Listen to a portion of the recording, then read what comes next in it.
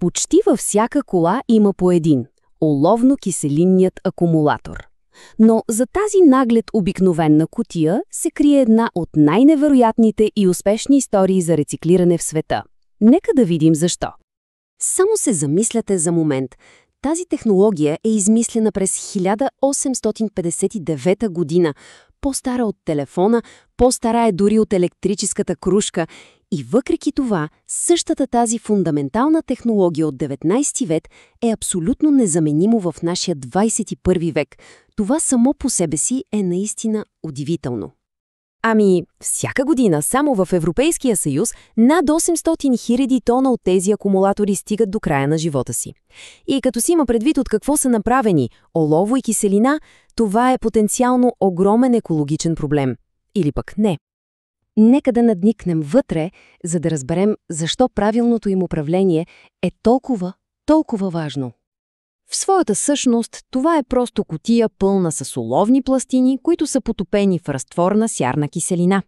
И точно тези два компонента, оловото и киселината, са в сърцето както на неговата мощ, така и на неговата опасност.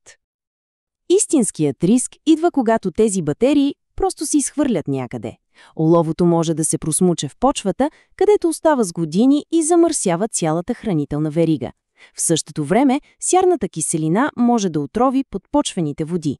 Това не е просто буклук, това е опасен отпадък. Но точно тук историята прави един много рязък и позитивен завой. Защото именно заради тези опасности се е родила една от най-ефективните системи за рециклиране, които човечеството изобщо познава. Над 95% в Европа, а в Япония този процент е над 99%. Това е почти перфектна система. Само за сравнение, нивата на рециклиране на пластмасови бутилки или повечето други потребителски стоки дори не се доближават до тези стойности. Колко парадоксално, нали? Точно този толкова токсичен продукт се оказва световен шампион по рециклиране. Но как точно работи този процес? Процесът е изненадващо елегантен и всъщност се състои от няколко ключови етапа, които превръщат опасния отпадък обратно в ценна суровина. Първо, акумулаторите буквално се натрошават на парчета. След това, чрез един хитър процес с вода, компонентите се разделят по плътност. Тежките метални части потъват на дъното, докато леката пластмаса изплува отгоре. Ключът към цялата ефективност обаче, той се крие в следващата химическа стъпка. Този цитат от един експертен анализ ни разкрива тайната. Десулфуризация. Това е думата. Това е химическия процес, който променя абсолютно всичко.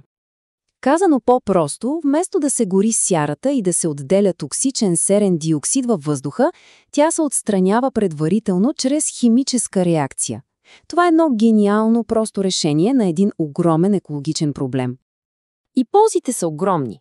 Процесът става по-евтин, защото изисква много по-ниска температура на топене и съответно по-малко енергия. Става и по-чист, защото елиминира емисиите на серен диоксид и дори превръща потенциалния замърсител, сярата, в полезен страничен продукт, който може да бъде продаден. Печелившо от всякъде. И сега стигаме до, може би, най-важната част от цялата тази история. Защото тази ефективност не просто прави рециклирането добро за планетата, тя го прави икономически по-добро от добива на чисто ново олово от времята. От едната страна имаме първичното производство, добив на руда от земята, което е скъпо, сложно и изисква огромни ресурси. А от другата страна – вторичното производство, което работи с вече концентрирана и готова суровина. Цифрите говорят сами за себе си. Просто вижте огромната разлика в енергоемкостта. Докато добивът генерира гигантски количества минни отпадъци, модерният процес на рециклиране е проектиран така, че да пречиства и използва повторно почти всичко. Тази графика показва всичко с един поглед. Енергията, която е нужна за рециклиране, е просто една малка част от тази, която е необходима за добив. Разликата е огромна. Ето това е числото, което трябва да се запомни. Между 60 и 70% по-малко енергия. Това е колосална икономия, която преобръща цялата икономическа логика с главата надолу. В крайна сметка се оказва, че рециклирането печели. И то не само от екологична гледна точка, а и от чисто икономическа. То е просто по-ефективния, по-умния начин. Точка. И всичко това ни води до финалното заключение. Историята на оловно-киселинния акумулатор е почти перфектен пример за кръгова икономика в действие. Защото когато един акумулатор умре, той всъщност не е мъртъв. Оказва се, че 99% от неговите компоненти – оловото, пластмасата, дори киселината – могат да бъдат възстановени и използвани отново. Почти нищо не се губи. И най-важното е, че самото олово може да се топи и пречиства отново, и отново, и отново, безкрайно, без да губи своите свойства. Това създава един истински затворен цикъл, в който материалът може да се използва на практика вечно.